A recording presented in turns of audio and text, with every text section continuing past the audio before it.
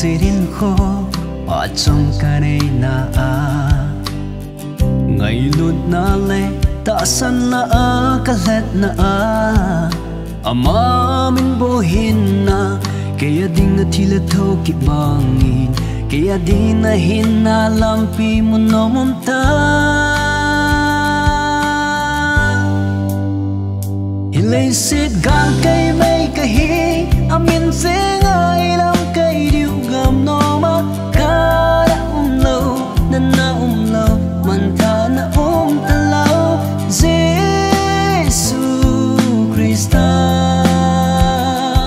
kapag kay kong dente din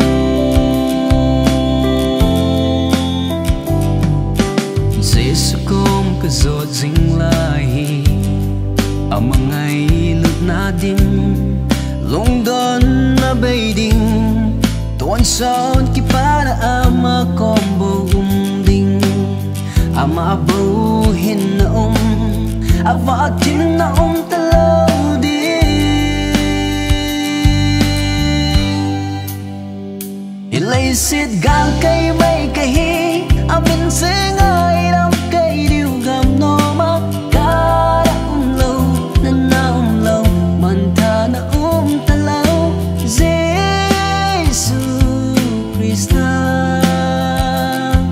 kapag kay kong umdenta din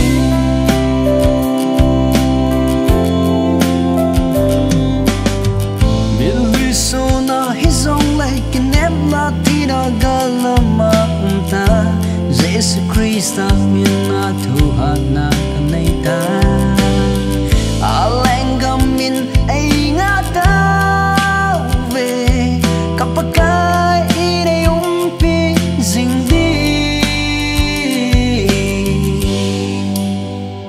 ilaisit gang kay may kahi amin singay lam kay diu gam no makara umlaw na umlaw manta na